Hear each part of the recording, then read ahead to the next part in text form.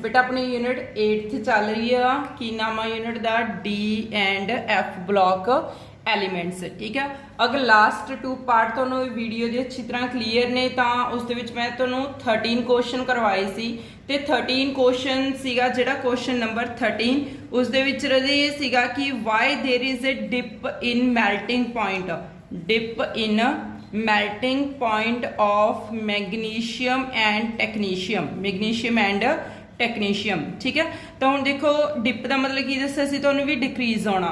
वैसे आप कह दें कि जिन्नियां भी ये सारियां ट्रांजिशन मैटल्स ने इन्हां सारियां दा मेल्टिंग दे बॉइलिंग पॉइंट हाई हुंदा जी, किदे करके because of D D overlapping. किदे करके बेटा डी डी ओवरलैपिंग क्यों होंदी है, क्योंकि इन्हां सारियां दे कोल मोस्टली अनपेयर्ड इलैक्ट्रॉन हुंदे ने, तो एक दा डी ऑर्बिटल ते सैकेंड दा डी ऑर्बिटल आपस दे विच अनपेयर इलैक्ट्रॉन होने करके डी डी ओवरलैपिंग हो जाती है, तो जिहदे करके इन्हां दा melting the boiling point high हुंदा।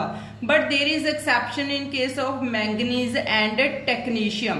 तो मैं तुहानूं कहा सीगा रजे इसका आंसर तुसीं कमेंट बॉक्स च रिप्लाई करना या फिर मैनूं WhatsApp ते करना। ठीक है, तो बहुत सारे स्टूडेंट्स ने किया भी रजे, काफ़ी हद तक स्टूडेंट्स का सही भी सीगा आंसर। तो जिहड़े स्टूडेंट्स ने नहीं भी किया है तो मैं उन्हां लई आंसर दस रही हाँ कि dip in melting point of manganese and technetium क्यों होंदा, बिकॉज आपां नूं पता रजे इन केस ऑफ मैंगनीज इहदी इलैक्ट्रॉनिक कॉन्फिगरेशन की हुंदी है पुत्तर 3d54s2, 3d54s2। हुण जो 3d5 इलैक्ट्रॉनिक कॉन्फिगरेशन आ that is the half filled 3d orbital की हुंदा है, इस दे विच हाफ फिल्ड क्योंकि तुहानूं पता कि डी दे विच टोटल 5 ऑर्बिटल्स हुंदे ने, तो 5 ऑर्बिटल्स हर एक ऑर्बिटल दे विच 2 इलैक्ट्रॉन जांदे ने बेटा। तो डी दे केस दे विच टोटल कितने इलैक्ट्रॉन्स फिल होए हुए ने 5 इलैक्ट्रॉन्स। ठीक है, तो हुण जिहड़ी हाफ फिल्ड इलैक्ट्रॉनिक कॉन्फिगरेशन हुंदी है that is the most stable electronic configuration, most stable electronic configuration. तो बेटा ये इन्नी कि स्टेबल इलैक्ट्रॉनिक कॉन्फिगरेशन हुंदी आ कि यह किसी दे नाल कोई इलैक्ट्रॉन शेयर नहीं कर सकती। ठीक है, मतलब इत्थे ओवरलैपिंग नहीं कर सकती हैगी। तो in case of manganese, manganese already stable configuration आ, सैकेंड मैंगनीज भी पिया अपने को, बहुत सारे मैंगनीज दे इत्थे अपने को एटम्स पे ने, ते आपां ने की करना है इसनूं मैल्ट करना। ठीक है, तो हम देखो रहे एक मैंगनीज एटम, सैकेंड मैंगनीज, हुण इन्हां सारे मैंगनीज दे कोल 3d5 इलैक्ट्रॉनिक कॉन्फिगरेशन आ। ठीक है, तो अगर इसकी भी स्टेबल कॉन्फिगरेशन आ, ये मैंगनीज एटम की, सैकेंड मैंगनीज एटम की भी स्टेबल कॉन्फिगरेशन आ, अगर दोवां की स्टेबल कॉन्फिगरेशन आ तो आपस दे विच इत्थे जिहड़ी इह ओवरलैपिंग अनपेयर्ड इलैक्ट्रॉन्स की इह बहुत घट होगी, मतलब एक तरह की नहीं होनी हैगी। ठीक है, तो स्टेबल कॉन्फिगरेशन होने करके there is no D D overlapping. अगर कोई इन्हां दी आपस दे विच एटम्स दी आपस च इंटरैक्शनस नहीं हैगी तो बहुत जल्दी ये ब्रेक हो सकते हैं, मतलब इंथैल्पी ऑफ एटमाइजेशन इन्हां दी की होनी है, घट होनी है। तो अगर ये जल्दी ब्रेक हो गए एटम्स दे विच तो इट मीनस की होगा इन्हां दा मेल्टिंग द बॉइलिंग पॉइंट भी घट होगा। ठीक है, क्योंकि इन्हां दी आपस दे विच कोई इंटरैक्शनस नहीं हैगियां, because half filled electronic configuration is the stable configuration. ठीक है बेटा, तो फुली फिल्ड ते हाफ फिल्ड दोवें ही स्टेबल कॉन्फिगरेशनस होंदियां ने, ये तुहानूं पता होना चाहिए। क्लीयर क्यों होंदियां ने, तो ये सारा +1 दे विच मैं कॉन्सैप्ट +1 दी वीडियोस दे विच ये सारा कॉन्सैप्ट पाया होया। ठीक है बेटा, नैक्सट आप क्वेश्चन करते हैं क्वेश्चन नंबर 14। क्वेश्चन नंबर 14 की है बेटा question, explain why transition elements, explain by transition elements, explain why transition elements show different oxidation states, different oxidation states। तो कहते जिहड़ियां ट्रांजिशन एलीमेंट्स होंदियां ने, ठीक है, इन्हां दे ऑक्सीडेशन स्टेट अलग अलग क्यों हुंदा। हुण ध्यान नाल देखो, अगर तुहानूं एलीमेंट्स 21 to 30 तक लर्न ने, किहड़े-किहड़े सी, scandium, titanium, vanadium, chromium, then manganese, iron, cobalt, nickel, copper and last one is the zinc. ठीक है बेटा, हुण देखो इन्हां सारियां दे विच जिहड़ा इलैक्ट्रॉन आ वो कित्थे जांदा, N-1d एंड NS।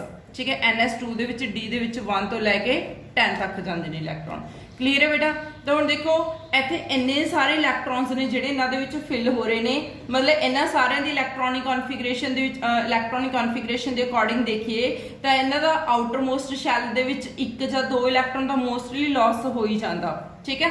तो जिहदे करके इन्हां दी ऑक्सीडेशन स्टेट +1 ते +2 तक पॉसिबल हैगी आ हमेशा, ठीक है।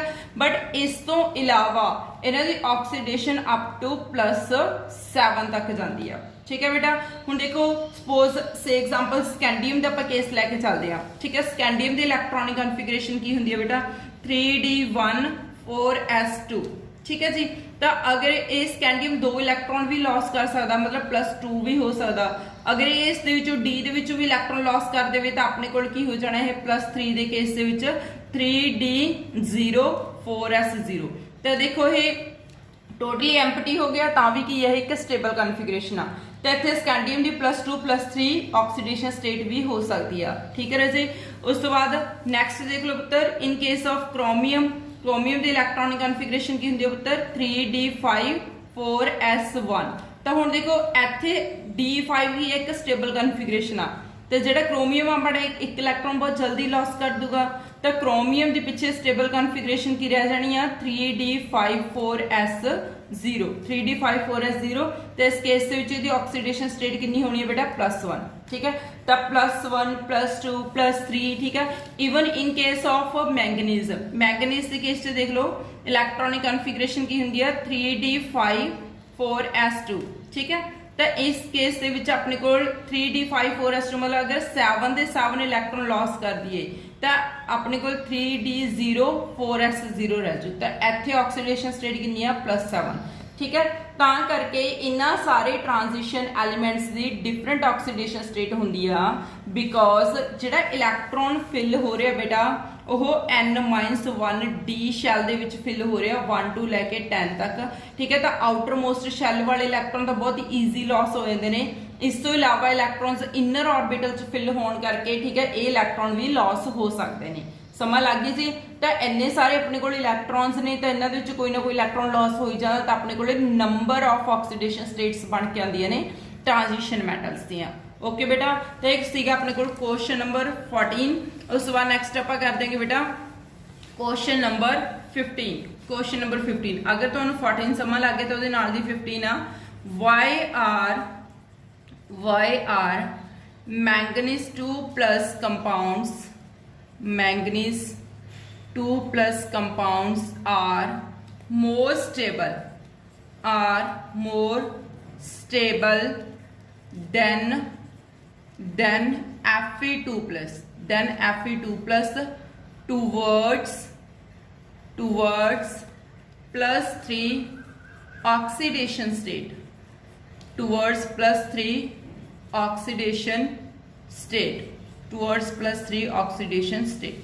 हुण ध्यान नाल समझो बेटा कि मैंगनीज 2+ कंपाउंड्स ज़्यादा स्टेबल ने ते Fe2+ दे कंपैरिजन +3 ऑक्सीडेशन स्टेट इन्हां दी ज़्यादा स्टेबल आ, ठीक है जी। दैन Fe2+ तो इट मीनस एक अपने कोल मैंगनीज 2+ आ, एक अपने कोल की आ Fe2+, ठीक है। इन्हां दे विचों किहड़ा ज़्यादा स्टेबल आ? मैंगनीज 2+, ठीक है। तो हुण तुसीं इहदा रीजन देना। इहदे लई बेटा तुहानूं इलैक्ट्रॉनिक कॉन्फिगरेशन पता होनी चाहिए आ। तो देखो इलैक्ट्रॉनिक कॉन्फिगरेशन मैंगनीज की है 3d5 ठीक है। आयरन की कितनी है बेटा? मैंगनीज का एटॉमिक नंबर सबनों पता होना चाहिए 25, आयरन का कितना होता 26, ठीक है जी। तो इतने देखो आयरन का एटॉमिक नंबर 26 के अकॉर्डिंग यदि इलैक्ट्रॉनिक कॉन्फिगरेशन 3d6 ठीक है। हुण अगर मैंगनीज 2 इलैक्ट्रॉन लॉस कर दे इस केस दे विच, ठीक है, तो इत्थे अपने कोले की रह जाना +2 ऑक्सीडेशन स्टेट के केस दे विच अपने कोले 4s0 हो जाना, तो मैंगनीज की ऑक्सीडेशन स्टेट कितनी हो जानी है बेटा +2, ठीक है। हुण आयरन अगर 2 इलैक्ट्रॉन लॉस कर दे, आयरन के 2 इलैक्ट्रॉन इत्थों जाणगे, ठीक है जी। तो +2 आयरन भी अपने +2 बनाता। हुण ध्यान नाल देखो कि 2 इलैक्ट्रॉन लॉस करने तो बाद मैंगनीज के केस के विच 3d5 configuration which is the most stable configuration. ਇਹਦਾ मतलब ये होया कि ਜਿਹੜਾ मैंगनीज आ अपने 2 इलैक्ट्रॉन लॉस करके की बन जाता एक स्टेबल इलैक्ट्रॉनिक कॉन्फिगरेशन वाला एलिमेंट बन जाता, ठीक है जी। Stable electronic configuration because it is the half filled electronic configuration. But in case of iron, हुण आयरन के केस विच देखो अगर ये 2 इलैक्ट्रॉन लॉस करदे ते इहदे कोल 3d6 बनदे ने, ठीक है। हुण d6 तां कोई स्टेबल इलैक्ट्रॉनिक कॉन्फिगरेशन नहीं हैगी। हुण ध्यान नाल समझो कि अगर आयरन 1 इलैक्ट्रॉन होर लॉस कर देवे, मतलब d6 दी बजाय 2 इलैक्ट्रॉन ने इस दे विचों लॉस करते, इस चों 1 इलैक्ट्रॉन 3d दे विचों होर लॉस कर देवे, तो मतलब इन्हें 3 इलैक्ट्रॉन लॉस किते, तो ये बन गई एक स्टेबल कॉन्फिगरेशन। समझ आ गई। तो आयरन दा +3 ऑक्सीडेशन स्टेट ज़्यादा स्टेबल होंदी आ ते मैंगनीज दी +2 ज़्यादा स्टेबल होंदी आ, ठीक है राजे। तो इत्थे की क्वेश्चन की आ, why are manganese +2 compounds are more stable than Fe2+। हुण ये चीज़ पता लग गई कि मैंगनीज 2+ ज़्यादा स्टेबल आ किहदे कंपैरिजन, Fe2+ के कंपैरिजन, क्योंकि मैंगनीज 2+ दे विच 2 इलैक्ट्रॉन लॉस करन तो बाद स्टेबल कॉन्फिगरेशन बनदी आ।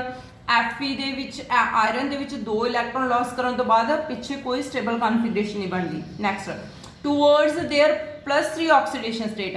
हुण आपां जे +3 की गल करिए, दैन उस तो बाद की मैंगनीज इत्थे +3 ऑक्सीडेशन स्टेट शो कर सकदा, मतलब मैंगनीज +3 कदों शो करूगा बेटा, 2 इलैक्ट्रॉन का 4s चले गए, अगर 1 इलैक्ट्रॉन इस चो होर चला जाए, अगर 3 इलैक्ट्रॉन लॉस होणगे तां ही +3 होनी है ना। हुण की मैंगनीज स्टेबल कॉन्फिगरेशन दे विच इलैक्ट्रॉन लॉस कर सकदा, नहीं कर सकदा, ठीक है। तो मैंगनीज दी +3 ऑक्सीडेशन स्टेट की आ, बहुत बहुत घट एग्जिस्ट करती है, ठीक है। But in case of iron, हुण आयरन बहुत ईजी अपना 1 इलैक्ट्रॉन लॉस कर दूगा, क्योंकि लॉस करने तो बाद इहदे पिछे स्टेबल कॉन्फिगरेशन बचती है, तां करके जिहड़ा आयरन है वो +3 दे विच ज़्यादा स्टेबल आ, ठीक है जी। तो हुण देखो बेटा कंसैप्ट लास्ट ते रिकैप करवा रही है मैं।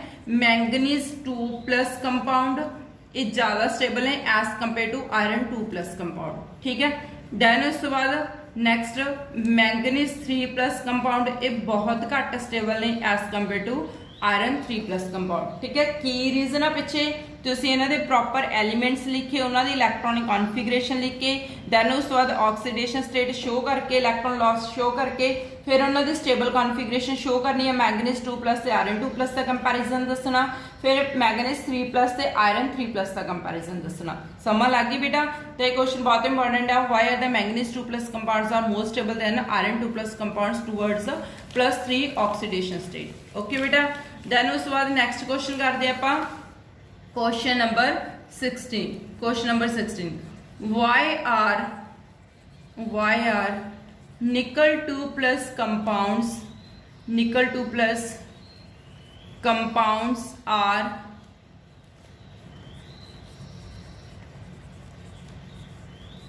thermodynamically, nickel 2+ compounds are thermodynamically more stable than platinum 2+ compounds, then platinum 2+ compounds, then platinum 2+ compounds where platinum 4+ compounds are relatively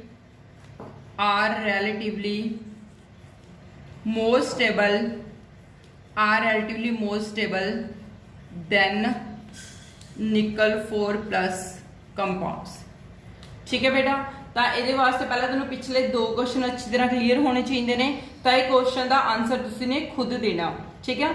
कि nickel 2+ compounds are thermodynamically more stable than platinum 2+ compounds, उस तो बाद platinum 4+ compounds are more stable than nickel 4+ compounds, ठीक है बेटा। तो question पहले अच्छी तरह समझो, तो यदा की आंसर है तुसीं मैनूं कमेंट बॉक्स च भी रिप्लाई कर सकते हो, या फिर तुसीं मैनूं व्हाट्सएप भी कर सकते हो। क्लीयर है स्टूडेंट्स। दैन उस तो बाद नैक्सट आपां करते हैं क्वेश्चन नंबर 16 सीगा अपने को, हुण क्वेश्चन नंबर 17 करते हैं। Most important concept next question जिहड़े मैं करवा रही हूँ बेटा, ठीक है। ये कॉन्सैप्ट के बेस से नंबर ऑफ क्वेश्चन बन के आते हैं। पहला तुसीं इत्थे कॉन्सैप्ट क्लीयर करो भी हुंदा की आ। देखो बेटा क्वेश्चन की आ, why transition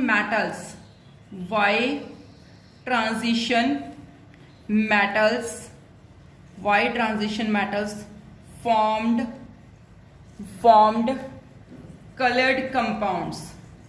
formed colored compounds. Why transition metals formed coloured compounds. बहुत इंपॉर्टेंट, पहला क्वेश्चन नूं समझो बेटा ध्यान नाल इत्थे।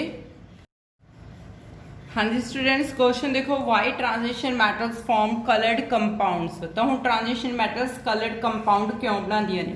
बेसिकली पहले मैं तुहानूं कॉन्सैप्ट समझावां बेटा इत्थे कि जिद्दां अपने कोले बहुत सारियां ट्रांजिशन मैटल्स दे कंपाउंड्स एग्जिस्ट करते हैं। लाइक से एग्जांपल कॉपर सल्फेट, सारे जानते होंगे तुसीं कॉपर सल्फेट का किहड़ा कलर हुंदा बेटा? ब्लूइश कलर, ठीक है, ब्लूइश कलर होगा। दैन उस तो बाद नैक्सट अपने को potassium permanganate KMnO4, potassium permanganate का किहड़ा कलर हुंदा बेटा? डार्क पर्पल कलर, ठीक है, बहुत ज़्यादा डार्क पर्पल कलर हुंदा। इसदा तुसीं टाइटेशनस भी कीतियां होणीआं +1 दे विच कि जदों आपां इसनूं वाटर दे विच पा दिंदे तो सोल्यूशन का कलर पिंक जा हो जाता ना, तो पोटाशियम परमैंगनेट हुंदा बेटा। इदां सेम पोटाशियम डाइक्रोमेट K2Cr2O7, ठीक है, इसका किहड़ा कलर हुंदा? ऑरेंज कलर हुंदा, ठीक है। इत्थे तुसीं कुछ याद नहीं रखना, जस्ट मैं तुहानूं कॉन्सैप्ट क्लीयर कराउण दी कोशिश कर रही हां इत्थे कि अपने कोल देखो कॉपर भी ट्रांजिशन मैटल आ, मैंगनीज भी ट्रांजिशन मैटल आ, क्रोमियम भी ट्रांजिशन मैटल आ, मतलब इन्हां दे जिहड़े कंपाउंड्स ने वो सारे की हुंदे ने? कलर्ड हुंदे ने। होर भी बहुत सारे कंपाउंड्स ने बेटा जिहड़े कलरफुल हुंदे ने, ठीक है। ट्रांजिशन मैटल्स दे सारे ही मोस्टली जिन्ने कंपाउंड्स एग्जिस्ट करते हैं सारे कलरफुल हुंदे ने, ठीक है। ਹੁਣ देखो अगर आप ओनली कॉपर की गल करिए, ओनली कॉपर तो सबने देखा ना तांबा, ठीक है राजे, वो डल जे कलर का होंदा। तो जिहड़ियां अगर आप सिंपल मैटल्स की गल करिए तो ओनली मैटल्स तो उन्होंने कोई प्रॉपर कलर नहीं होंदा, जिवें कॉपर हो गया, आयरन हो गया, ठीक है, या फिर सिंपल अपने कोल जिंक हो गया। तो मैटल्स के डल जे कलर होंदे ने, बट ब्राइट कलर इन्हां दे कंपाउंड्स दे होंदे ने, ठीक है। तो हुण क्वेश्चन ये आ भी जिहड़े ट्रांजिशन मैटल्स के कंपाउंड्स ने वो कलर्ड क्यों होंदे ने, ठीक है। जिवें कॉपर सल्फेट का कलर आ गया राजे, जां अपने कोल होर भी बहुत सारे मैटल्स ने जिन्हां दा कलर आ गया। तो बेसिकली जिहड़े इन्हां दे कलर आ, ठीक है, तुहानूं केमिस्ट्री च किते भी क्वेश्चन आ जाए कलर बेस से कि कंपाउंड्स कलर क्यों नहीं या कलरलैस क्यों नहीं, ठीक है, तो उत्थे बहुत इंपॉर्टेंट फिनोमिना लगता बेटा, that is the electronic transitions. Electronic transitions अगर तुहानूं याद होवे मैं ग्रुप 17 च भी करवाया सीगा तुहानूं भी हैलोजन्स कलर्ड क्यों हुंदे ने, तो उत्थे तुहानूं दस्सिया सीगा कि इलैक्ट्रॉनिक ट्रांजिशंस की हुंदियां ने बेटा कि जदों आपां किसी भी कोई भी एटम आ इस विच नंबर ऑफ इलैक्ट्रॉन्स पे ने, तो अगर आपां इसनूं हीट प्रोवाइड करते हैं, ठीक है, तो इलैक्ट्रॉन ग्राउंड स्टेट तो जंप करके कित्थे चला जांदा? एक्साइटेड स्टेट च, ठीक है बेटा। ग्राउंड स्टेट तो जंप करके एक्साइटेड स्टेट दे विच, एक्साइटेड स्टेट दे इलैक्ट्रॉन अनस्टेबल हुंदे ते वापस आउण वेले की कर दिंदा वो ग्राउंड स्टेट दे विच एनर्जी रिलीज कर दिंदा, ठीक है। जिहड़ी एनर्जी रिलीज करूगा in the form of colour करूगा, ठीक है। अगर तुहानूं कॉन्सैप्ट याद आ ग्रुप 17 च भी करवाए सी ते +1 च भी पढ़िया होया तुसीं ने, तो बहुत सारे क्वेश्चंस ने केमिस्ट्री दे विच जिहड़े कलर्ड कंपाउंड्स नाल रिलेटेड ने, तो तुसीं ने उत्थे इलैक्ट्रॉनिक ट्रांजिशन दा एक बेसिक कॉन्सैप्ट अप्लाई करना ही करना, क्योंकि हमेशा ही कलर कोई कंपाउंड तां दिंदा कि वो विजिबल रीजन दे विचों लाइट अब्जॉर्ब करके ग्राउंड स्टेट तो एक्साइटेड चला जाता, एक्साइटेड तो वापस ग्राउंड स्टेट दे विच आ जांदा, तो फिर उत्थे जदों वापस आंदा तो energy in the form of colour release कर दिंदा, ठीक है। तो जिहदे करके आपां नूं कंपाउंड कलरफुल नेचर दा दिखदा, ठीक है राजे। बट हुण इत्थे थोड़ा जिहा हल्का जिहा डिफरेंट कॉन्सैप्ट आ in case of transition metals. तो ट्रांजिशन मैटल्स के केस विच तुसीं ने की करना कि कलर किवें क्यों शो करदियां ने, ठीक है। तो ये वास्ते देखो बेटा तुहानूं ना एक कोआर्डिनेशन कंपाउंड के एक थ्योरी आनी है, ठीक है, मैं तुहानूं उत्थे भी डिटेल च कराऊंगी तो हल्का जिहा कंसैप्ट थोड़ा इत्थे भी क्लीयर करवा रही है, ठीक है, भी कलर्ड नेचर दियां क्यों हुंदियां ने। बेसिकली अपने कोल कोई भी मैटल लगी रहे, ठीक है, लाइक से एग्जांपल आपां जिवें कॉपर सल्फेट की गल लैके चलदे आ। बेसिकली तुसीं सबने कॉपर सल्फेट नूं देखिया होया बेटा, तो कॉपर सल्फेट का किहड़ा कलर हुंदा पुत्तर? ब्लू कलर, ठीक है। बहुत लोअर क्लासेस तो इसते एक्सपैरीमेंट आपां क्रिस्टल वगैरह बनाने आ कॉपर सल्फेट दी, ठीक है, तो ब्लूइश कलर का हुंदा है। तो हुण देखो इत्थे अपने कोले की हैगा कि सेंटर दे विच अपने कोल की पिया? कॉपर पिया, ठीक है। जां आपां सिंपल गल लैके चलदे सेंटर दे विच मैटल पिया, कोई भी मैटल हो सकदी है। हुण मैटल दे आले दुआले अपने कोले जदों कोई कुछ नहीं लग रहा, मतलब 5 वाटर मॉलिक्यूल्स ते सल्फेट नहीं लग रहा, उस केस दे विच अपने कोल की पिया कि जिहड़े मैटल दे 5d ऑर्बिटल्स ने, ठीक है, वो 5d ऑर्बिटल्स मैटल दे कित्थे पे ने? ग्राउंड स्टेट च पे ने, ठीक है। किहड़े-किहड़े ने 5d ऑर्बिटल्स बेटे? इत्थे अपने कोल dxy, dyz, dzx, dx2, y2 ते dz2। क्लीयर है बेटा? ये अपने कोल की ने 5 ऑर्बिटल्स ने मैटल दे, ठीक है। हुण मैटल इत्थे अगर सिंगल मैटल पई आ तो ये 5 दे 5 d ऑर्बिटल ग्राउंड स्टेट दे विच पे ने, पर जिवें ही पुत्र जी ठीक है मैटल दे नाल लीगेंड्स अटैच होना शुरू हो जाएंगे। मैं इत्थे वर्ड की यूज कर रही हूँ लीगेंड्स, ठीक है। मैं करवाऊंगी तुहानू कोआर्डिनेशन कंपाउंड्स दे विच बेटा, ठीक है, उत्थे दसूंगी प्रॉपर कि जिहड़ा मैटल दे आले दुआले इत्थे मॉलिक्यूल्स लगदे ने, ठीक है, उन्हां नू लीगेंड्स कहा जांदा।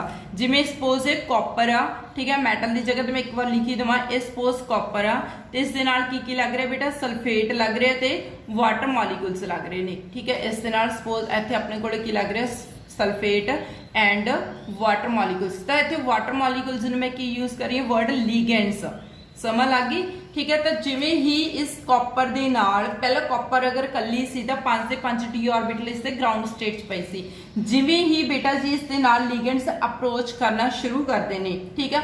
तो इत्थे जिहड़े लीगेंड्स नेगे ये अटैक करते हैं, इन्हां दी इंटरैक्शन हुंदी है कि बॉन्ड बनाते हैं, ठीक है जी। बॉन्ड किहदे नाल बनाणगे डी ऑर्बिटल्स नाल बनाणगे इत्थे बॉन्ड, तो जिवें लीगेंड्स अप्रोच करते हैं तो इत्थे जिहड़े कुछ अपने कोले डी ऑर्बिटल्स ने इन्हां दी एनर्जी अप हो जाती है, ठीक है, मतलब एनर्जी की हो जाती है इन्हां दी हाई हो जाती है थोड़ी जी, ठीक है।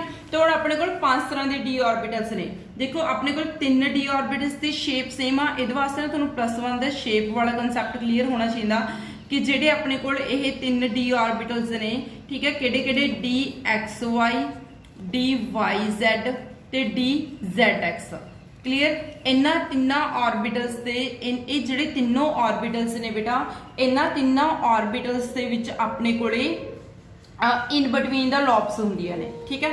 पर जिहड़े 2 ऑर्बिटल्स ने किहड़े-किहड़े d x square y square ते d Z square, d x square y square ते डी जेड स्क्वायर, ठीक है जी। हुण इन्हां दियां ऑन द एक्सिस लोब्स होंदियां ने, इन्हां दी लोब्स कित्थे होंदियां ने ऑन द एक्सिस, ठीक है, बहुत इंपॉर्टेंट है, पहले ध्यान नाल समझो रहे, जो तक ये नहीं समझ लगूगा उद तक तुहानूं कंसैप्ट नहीं क्लीयर होना, ठीक है। प्लस अगे जाके मैं कोआर्डिनेशन कंपाउंड च भी करवाउणा है कंसैप्ट, पर इत्थे भी तुहानूं पता होना बहुत जरूरी है, ठीक है। तो बेसिस उत्ते कॉम्पीटेटिव एग्जाम च बहुत ज़्यादा क्वेश्चन आते हैं, तो बहुत इंपॉर्टेंट क्वेश्चन है, थोड़ा दिमाग लगा के सुनो नूं।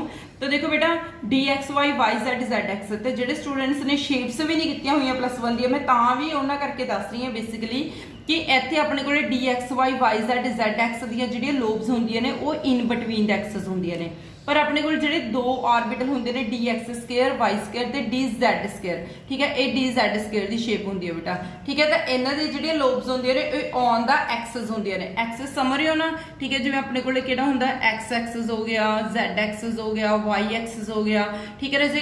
तो वो की हो गया भी इन बिटवीन द एक्सिस आ गई है, ये आ गई एक्स एक्सिस के ऊपर लोब्स, ठीक है।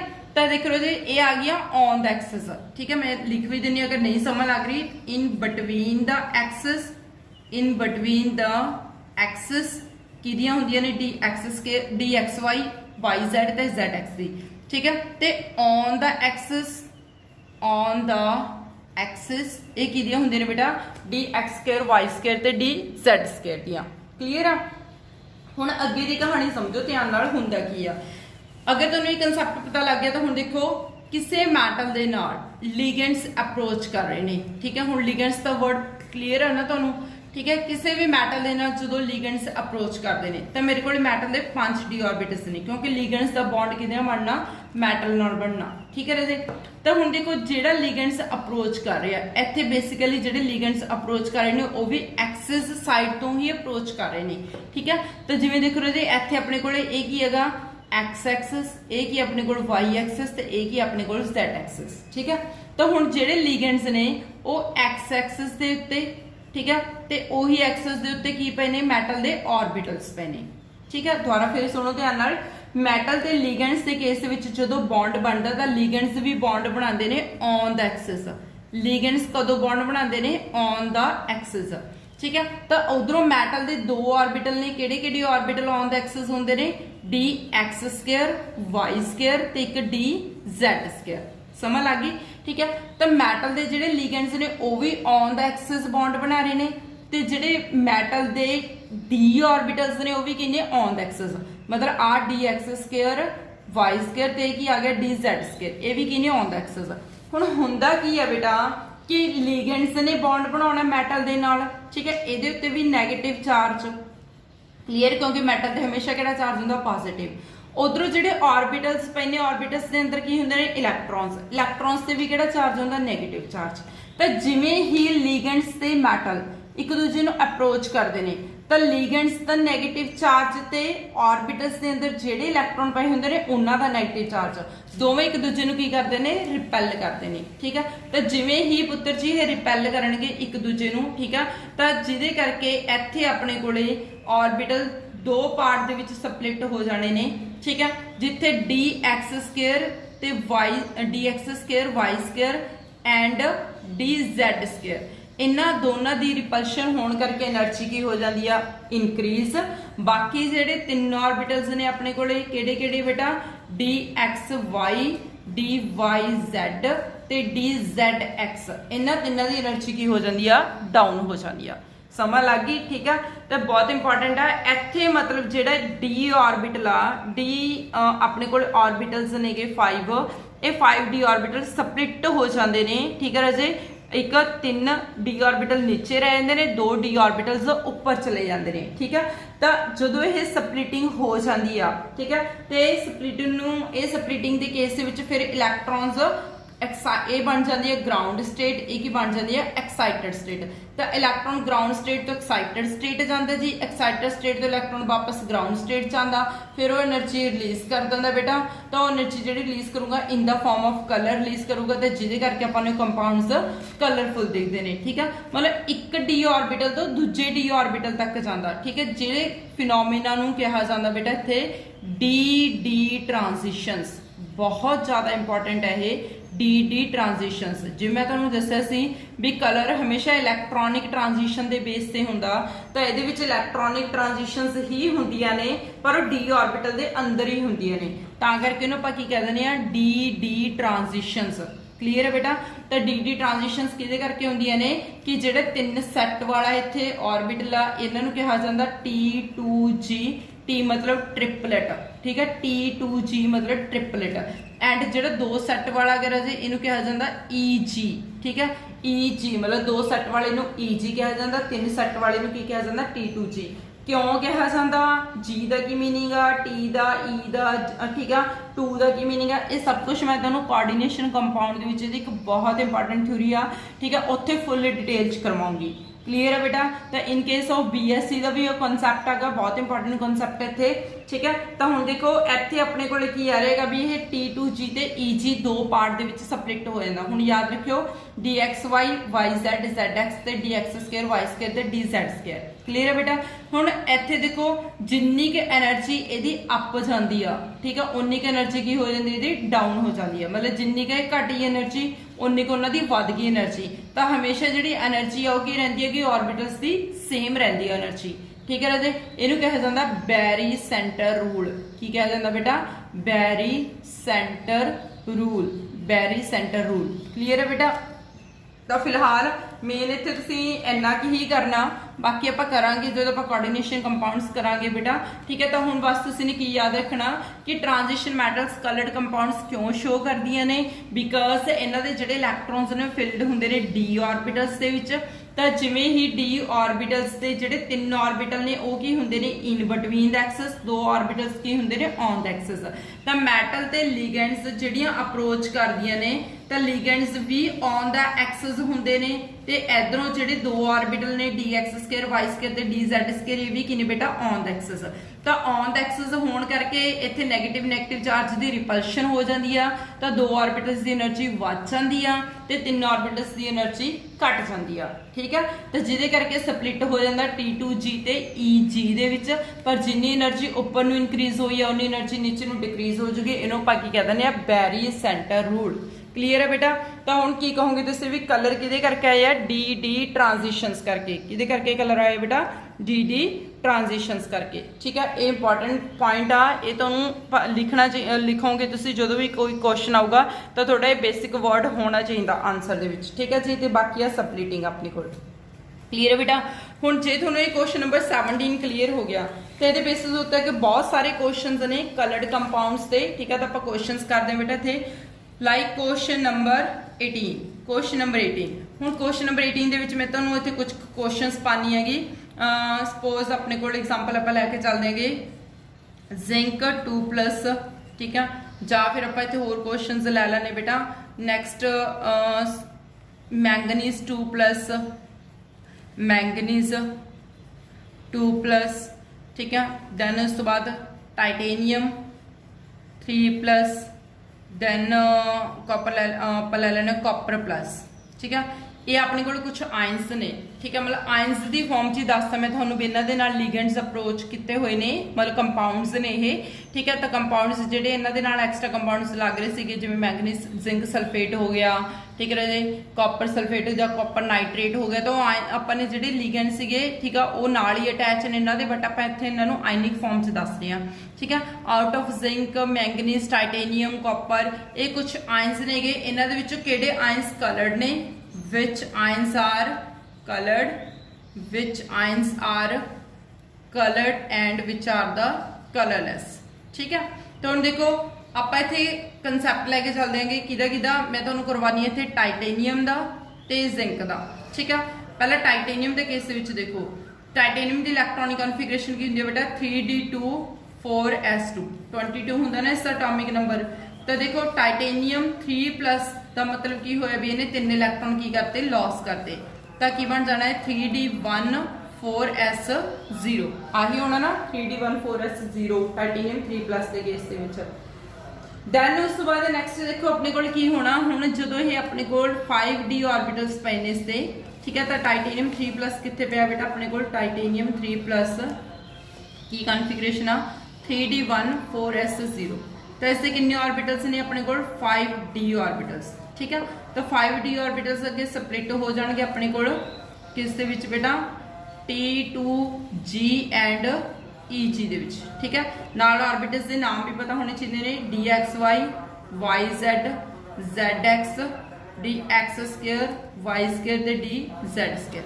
नीचे किहड़े 3 ऑर्बिटल होंगे ने बेटा DXY, then DZX DXY DXY DYZ ते DZX, ठीक है। नीचे 3 होंगे, ऊपर किहड़े होंगे पुत्र DX2 Y2 ते DZ2, ठीक है, जिन्हों आप T2G कह दें, तेनों आप की कह दें EG, ठीक है जी। हुण टाइटेनियम के केस कितने इलैक्ट्रॉन ने, 1 इलैक्ट्रॉन 3D च पिया, तो 1 इलैक्ट्रॉन किस च पिया 3D च, ठीक है। तो हुण जिहड़े 3D वाले 1 इलैक्ट्रॉन है ये जंप करके कित्थे जा सकदा बेटा EG दे केस च, ठीक है। 3D वाला जो 1 इलैक्ट्रॉन आ वो जंप करूगा, ठीक है, कित्थे जाऊगा EG च। हुण जंप किवें करके जाऊगा, कोई एनर्जी एब्जॉर्ब करूगा बेटा, की करूगा वो energy absorb from visible region, from visible region. हुण विजिबल रीजन दे विच जिहड़े अपने कोले कलर हुंदे ने 7 कलर्स हुंदे ने, ठीक है। विबग्योर याद है ना कंसैप्ट, विबग्योर, ठीक है राजे, समझाया सीगा तुहानूं मैं ग्रुप 17 च।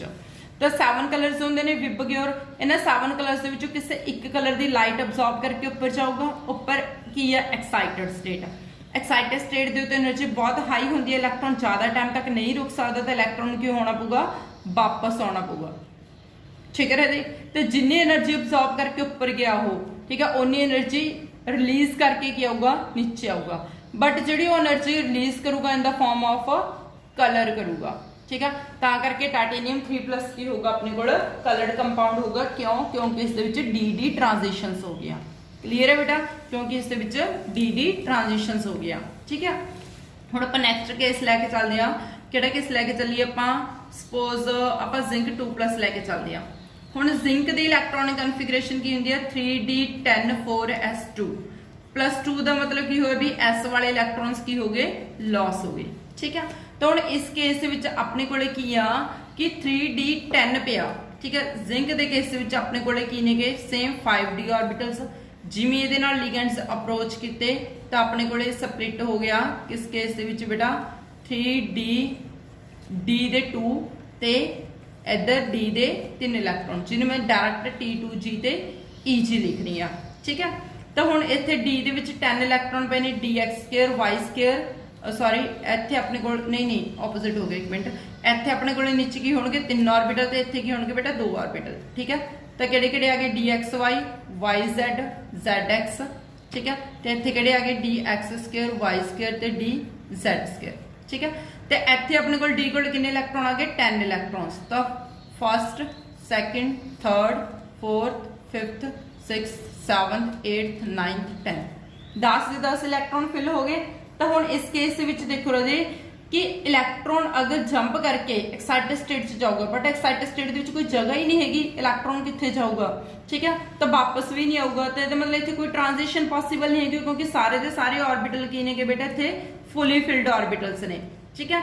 तो फुली फिल्ड इलैक्ट्रॉनिक कॉन्फिगरेशन होने करके इलैक्ट्रॉन ऊपर जाने वास्ते कोई स्पेस नहीं हैगी, ठीक है राजे। तो जिहदे करके इत्थे कोई डी ट्रांजिशन नहीं होगी। तो जिंक किहड़े कलर दा होगा, वाइट कलर दा, जां कह लो जिंक की होगा कलरलैस होगा, ठीक है राजे। तो इस केस दे विच अपने कोले टाइटेनियम की होना कलर्ड कंपाउंड ते जिंक की होना बेटा कलरलैस कंपाउंड, ठीक है। उस तो बाद मैं एक केस होर करवा देनी है इत्थे आ तुसीं खुद करना मैंगनीज ते कॉपर दा, ठीक है। एक केस होर दस दी बेटा स्कैंडियम 3+, ठीक है। हुण स्कैंडियम 3+ के केस दे विच अपने कोल की होया कि इलैक्ट्रॉनिक कॉन्फिगरेशन की हुंदी है ओनली स्कैंडियम दी 3d1 4s2। हुण जदों 3 ਦੇ 3 इलैक्ट्रॉन लॉस हो गए तो इत्थे कॉन्फिगरेशन स्कैंडियम 3+ रह जानी आ, ठीक है बेटा स्कैंडियम 3+। तो स्कैंडियम 3+ का मतलब की होया भी 3d0 हो गया 4s0 हो गया, ठीक है। तो इत्थे जो अपने कोल 5d ऑर्बिटल्स ने ये सेम स्प्लिट होए होए ने रहे, इत्थे 3 ऑर्बिटल नीचे T2G ते इत्थे EG दे विच, ठीक है। तो 3d0 का की मतलब होया भी कोई इलैक्ट्रॉन नहीं हैगा।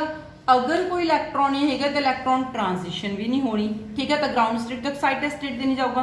तो इत्थे कोई डी ट्रांजिशन नहीं हैगी। अगर डी ट्रांजिशन नहीं हैगी तो स्कैंडियम 3+ भी की होना अपने कोल कलरलैस कंपाउंड, की होना बेटा कलरलैस कंपाउंड, क्लीयर है।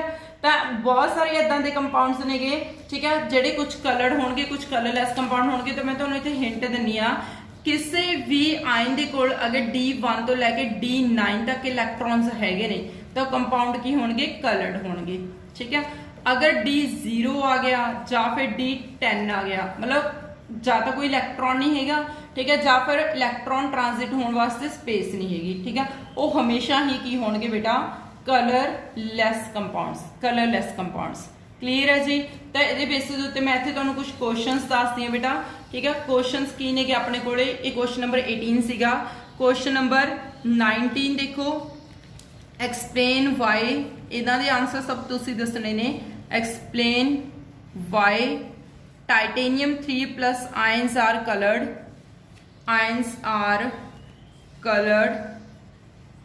colored while scandium 3+ ions are colourless, ठीक है। तो ये तुसीं ने प्रॉपर बना के दसना, डी ट्रांजिशन शो करनी ने क्यों ये कलर्ड है। इलैक्ट्रॉनिक कॉन्फिगरेशन लिखो, फिर आयंस दी लिखो, फिर इलैक्ट्रॉन्स एक्साइट करके दसो बेटा, ठीक है भी ट्रांजिशन डी ट्रांजिशन हैगियां ने या क्यों नहीं हैगियां, ठीक है। क्वेश्चन नंबर 19 कर लोगे ना तुसीं अपने आप, ठीक है। उस तो बाद नैक्सट आप कर देंगे राजे क्वेश्चन नंबर 20। क्वेश्चन नंबर 20 की आ zinc cadmium mercury and copper are generally white, why, ठीक है बेटा। तो ये तुसीं ने दसना भी जिंक कैडमियम मरकरी कॉपर ये सारे वाइट क्यों होंदे ने, ठीक है। तो पीरियोडिक टेबल तुसीं सामने रख लियो तो उहदी इलैक्ट्रॉनिक कॉन्फिगरेशन देख के चैक करना भी D0 ते D10 अगर ये इलैक्ट्रॉनिक कॉन्फिगरेशन हुई तो तुसीं की कहोगे नो डी ट्रांजिशंस। तो अगर डी ट्रांजिशन नहीं होगी तो कंपाउंड्स की होंदे ने वाइट होंदे ने या कह लो कलरलैस होंदे ने, ठीक है बेटा। तो क्वेश्चन नंबर 20 सीगा अपने कोल। नैक्सट क्वेश्चन करते हैं आपां कुछ आयंस ने। क्वेश्चन नंबर 21 आउट ऑफ ये प्रैक्टिस लिए दे रही है बेटा मैं। Out of zinc ions Fe3+ ions Mn2+ ions Mn2+ then CO2+ ions Fe2+ ions Sc3+ ions Ni2+ ions then उसके बाद Ti3+ ions and Cu+ ions which are colored and why, which are coloured ਇਹਨਾਂ ਸਾਰਿਆਂ ਦੇ ਵਿੱਚ ਤੁਸੀਂ ਨੇ ਦੱਸਣਾ ਵੀ ਕਿਹੜੇ ਕਲਰ ਨੇ ਤੇ ਕਿਉਂ ਨੇ। ਠੀਕ ਹੈ ਰਾਜੇ, ਤਾਂ ਇਹ ਤੁਸੀਂ ਮੈਂ ਤੁਹਾਨੂੰ ਪ੍ਰੈਕਟਿਸ ਵਾਸਤੇ ਦਿੱਤੇ ਨੇ ਸਾਰੇ ਆਇਨਸ। ਇਹਦੇ ਨਾਲ ਨਾਲ ਤੁਹਾਨੂੰ ਇਲੈਕਟ੍ਰੋਨਿਕ ਕਨਫੀਗਰੇਸ਼ਨ ਵੀ ਲਰਨ ਹੋ ਜੂਗੀ ਇਹਨਾਂ ਦੀ, ਤੇ ਕਨਸੈਪਟ ਅਪਲਾਈ ਕਰਨਾ ਵੀ ਸਿੱਖ ਜਾਓਗੇ ਬੇਟਾ। ਤਾਂ ਤੁਸੀਂ ਮੈਨੂੰ ਕਮੈਂਟ ਬਾਕਸ ਦੇ ਵਿੱਚ ਜ਼ਰੂਰ ਰਿਪਲਾਈ ਕਰਕੇ ਦੱਸਣਾ ਕਿ ਕਿਹੜੇ ਕਿਹੜੇ ਆਇਨਸ ਇਹਨਾਂ ਦੇ ਵਿੱਚੋਂ ਕਲਰਫੁਲ ਨੇ। ਠੀਕ ਹੈ ਰਾਜੇ, ਤਾਂ ਉਸ ਤੋਂ ਬਾਅਦ ਆਪਾਂ ਨੈਕਸਟ ਕੁਐਸਚਨ ਕਰਦੇ ਹਾਂ। ਹੁਣ ਇਹਦਾ ਲਾਸਟ ਕੁਐਸਚਨ ਹੈਗਾ ਆਪਣੇ ਕੋਲ ਕਿਸ ਦਾ ਬੇਟਾ, ਕੁਐਸਚਨ ਨੰਬਰ 22 ਆਇਨਸ ਦੇ ਕਲਰਡ ਕੰਪਾਊਂਡਸ ਦੇ ਬੇਸਿਸ ਉੱਤੇ। ਕੁਐਸਚਨ ਕੀ ਆ, ਸਕੈਂਡੀਅਮ H2O 6 3+ is colorless। थोड़ा जिहा क्वेश्चन घुमा के आ जाता इत्थे, is colorless and titanium H2O 6 3+ are colored white। ठीक है, ਤੇ क्वेश्चन सेम है बेटा ਜਿਹੜਾ मैं ਤੁਹਾਨੂੰ ਪਹਿਲਾਂ ਕਰਵਾਏਗਾ, ਬਸ ਇੱਥੇ ਥੋੜਾ ਜਿਹਾ ਨਾਲ ਨਾ ਤੁਹਾਨੂੰ ਕੰਪਲੈਕਸ ਦੇਤਾ। ਸਕੈਂਡੀਅਮ H2O 6 3+ ਤੇ ਟਾਈਟੇਨੀਅਮ H2O 3+, ਮਤਲਬ ਇਹਨੂੰ ਤੁਸੀਂ ਕਿੱਦਾਂ ਕੰਸੀਡਰ ਕਰਨਾ ਕਿ ਆਪਣੇ ਕੋਲ ਸਕੈਂਡੀਅਮ 3+ ਆ, ਇਹ ਕਲਰਡ ਆ ਜਾਂ ਕਲਰਲੈਸ ਆ। ਵੈਸੇ ਦੱਸ ਹੀ ਦਿੱਤਾ ਵੀ ਇੱਥੇ ਕਲਰਲੈਸ ਆ, ਕਿਉਂ ਆ ਇਹ ਕਲਰਲੈਸ, ਤੇ ਟਾਈਟੇਨੀਅਮ 3+ ਆ, ਟਾਈਟੇਨੀਅਮ 3+ ਇਹ ਕੀ ਆ, ਕਲਰਡ ਕੰਪਾਊਂਡ ਆ। ਠੀਕ ਹੈ ਰਾਜੇ, ऑलरेडी आंसर ਤੁਹਾਨੂੰ ਪਤਾ, ਬਟ ਕੁਐਸਚਨ ਕਈ ਵਾਰ ਚੇਂਜ ਹੋ ਕੇ ਆਉਂਦਾ, ਤਾਂ ਕੁਐਸਚਨ ਨੂੰ ਦੇਖ ਕੇ ਕਈ ਵਾਰ ਸਟੂਡੈਂਟ ਪਜ਼ਲ ਹੋ ਜਾਂਦਾ ਰਦੇ, ਤਾਂ ਕਰਕੇ ਮੈਂ ਤੁਹਾਨੂੰ ਇਹ ਕੁਐਸਚਨ ਦੱਸਿਆ ਕਿ ਕੁਐਸਚਨ ਇਸ ਫਾਰਮ 'ਚ ਵੀ ਆ ਸਕਦਾ, ਤਾਂ ਤੁਸੀਂ ਪਜ਼ਲ ਨਹੀਂ ਹੋਣਾ। ਜੋ ਆਪਣੇ ਕੋਲ ਸੈਂਟਰਲ ਐਟਮ ਆ ਤੇ ਉਸ ਤੋਂ ਜਿਹੜਾ ਚਾਰਜ ਦਿੱਤਾ ਹੋਏਗਾ ਉਹਨੂੰ ਇਸ ਫਾਰਮ 'ਚ ਲਿਖ ਲੈਣਾ। ਸਮਝ ਲੱਗ ਗਈ ਬੇਟਾ। ਤੇ ਇਹ ਕੰਪਾਊਂਡ ਕਲਰਲੈਸ ਕਿਉਂ ਆ, ਆਲਰੇਡੀ ਤੁਹਾਨੂੰ ਪਤਾ, ਕਿਉਂਕਿ ਇਸ ਦੇ ਵਿੱਚ D0 ਇਲੈਕਟ੍ਰੋਨਿਕ ਕਨਫੀਗਰੇਸ਼ਨ ਹੁੰਦੀ ਆ, ਟਾਈਟੇਨੀਅਮ 'ਚ D1 ਹੁੰਦੀ ਹੈ, ਤਾਂ D0 ਮਤਲਬ ਕੋਈ ਇਲੈਕਟ੍ਰੋਨ ਨਹੀਂ, ਨੋ DD ਟ੍ਰਾਂਜੀਸ਼ਨ, ਤਾਂ ਕਲਰਲੈਸ। ਤੇ ਇਸ ਕੇਸ ਦੇ ਵਿੱਚ D1 ਇਲੈਕਟ੍ਰੋਨ ਬਚਦਾ, ਤਾਂ ਕਰਕੇ ਕੀ ਹੋਊਗਾ, ਕਲਰਡ ਹੋਊਗਾ ਕੰਪਾਊਂਡ। ਠੀਕ ਹੈ ਬੇਟਾ। ਉਸ ਤੋਂ ਬਾਅਦ ਨੈਕਸਟ ਇੱਕ ਬਹੁਤ ਇੰਪੋਰਟੈਂਟ ਕੁਐਸਚਨ ਬਣਦਾ, ਕਾਦੇ ਬੇਸਿਸ ਉੱਤੇ ਰਦੇ, on the basis of coloured ਦੇ ਬੇਸਿਸ ਉੱਤੇ ਆ। ਠੀਕ ਹੈ, ਹੁਣ ਧਿਆਨ ਨਾਲ ਦੇਖੋ, ਜੋ ਕਾਪਰ ਸਲਫੇਟ 5 ਵਾਟਰ ਮੋਲੀਕਿਊਲਸ ਨੇ। ਠੀਕ ਹੈ, ਇਹ ਕੀ ਆ ਆਪਣੇ ਕੋਲ, ਕਲਰਡ ਕੰਪਾਊਂਡ ਆ। ਇਹ ਕੀ ਆ, ਕਲਰਡ। ਕਿਹੜਾ ਕਲਰ ਹੁੰਦਾ ਬੇਟਾ, ਇਸ ਦਾ ਬਲੂ ਕਲਰ ਹੁੰਦਾ। ਠੀਕ ਹੈ, ਸਪੋਜ਼ ਮੇਰੇ ਕੋਲ ਇੱਕ ਟੈਸਟ ਟਿਊਬ ਦੇ ਵਿੱਚ ਕਾਪਰ ਸਲਫੇਟ ਦੇ ਨਾਲ 5 ਵਾਟਰ ਮੋਲੀਕਿਊਲਸ ਪਾਏ ਹੋਏ ਨੇ। ਠੀਕ ਹੈ, ਮਤਲਬ ਹਾਈਡਰੇਟਡ ਕਾਪਰ ਸਲਫੇਟ ਵੀ ਇਹਨੂੰ ਕਹਿੰਦੇ ਨੇ। ਠੀਕ ਹੈ ਰਾਜੇ, ਕੀ ਕਹਿੰਦੇ ਨੇ, hydrated copper sulphate, hydrated copper sulphate.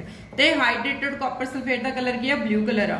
ਹੁਣ ਮੈਂ ਅਗਰ ਇਹੀ ਹਾਈਡਰੇਟਡ ਕਾਪਰ ਸਲਫੇਟ ਨੂੰ, ਠੀਕ ਹੈ, ਹੀਟ ਕਰਦਾ। ਠੀਕ ਹੈ ਰਾਜੇ, ਪ੍ਰੈਕਟੀਕਲ ਵੀ ਹੈਗਾ ਤੁਹਾਨੂੰ ਇਹ, ਤਾਂ ਤੁਸੀਂ ਪ੍ਰੈਕਟੀਕਲ ਵੀ ਦੇਖ ਸਕਦੇ ਹੋ ਜਦੋਂ ਤੁਹਾਡੇ ਸਕੂਲ ਓਪਨ ਹੋ ਗਏ। ਤਾਂ ਦੇਖੋ, ਜਿਹੜਾ ਆਪਣੇ ਕੋਲ ਕਾਪਰ ਸਲਫੇਟ ਦੇ ਨਾਲ 5 ਵਾਟਰ ਮੋਲੀਕਿਊਲਸ ਨੇ, ਤਾਂ hydrated copper sulphate blue colour ਦਾ ਹੁੰਦਾ।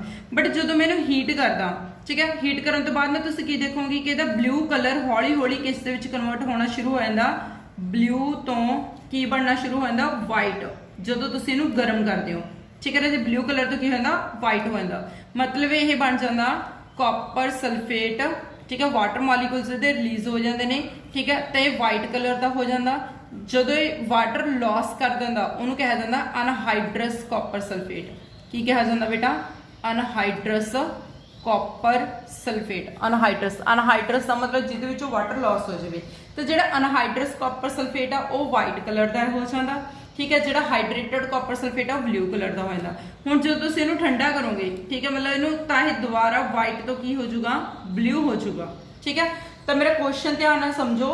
ਕੁਐਸਚਨ ਕੀ ਆ ਵੀ ਜਿਹੜਾ ਹਾਈਡਰੇਟਡ ਕਾਪਰ ਸਲਫੇਟ ਆ ਉਹ ਬਲੂ ਕਲਰ ਦਾ ਹੁੰਦਾ, ਬਟ ਜਿਹੜਾ ਅਨਹਾਈਡਰਸ ਕਾਪਰ ਸਲਫੇਟ ਆ ਉਹ ਵਾਈਟ ਕਲਰ ਦਾ ਹੁੰਦਾ। ਠੀਕ ਹੈ, ਮਤਲਬ ਜਿਹੜਾ ਆਪਣੇ ਕੋਲ ਹਾਈਡਰੇਟਡ ਕਾਪਰ ਸਲਫੇਟ ਆ, ਜਦੋਂ ਆਪਾਂ ਇਹਨੂੰ ਗਰਮ ਕਰ ਦਈਏ ਤਾਂ ਬਲੂ ਤੋਂ ਵਾਈਟ ਹੋ ਜਾਂਦਾ। ਤੇ ਕੁਐਸਚਨ ਅਰਾਈਜ਼ਸ ਵਾਈ। ਠੀਕ ਹੈ, ਇਦਾਂ ਕਿਉਂ ਹੁੰਦਾ ਬੇਟਾ, ਬਹੁਤ ਇੰਪੋਰਟੈਂਟ ਹੈ। ਤੁਸੀਂ ਪ੍ਰੈਕਟੀਕਲੀ ਵੀ ਇਹ ਫਿਨੋਮੀਨਾ ਦੇਖ ਸਕਦੇ ਹੋ। ਠੀਕ ਹੈ, ਬਹੁਤ ਇੰਟਰਸਟਿੰਗ ਹੈ ਇਹ ਚੀਜ਼। ਤੇ ਦੇਖੋ ਜੀ, ਕੁਐਸਚਨ ਕੀ ਆ, ਵਾਈ ਹਾਈਡਰੇਟਡ ਕਾਪਰ ਸਲਫੇਟ।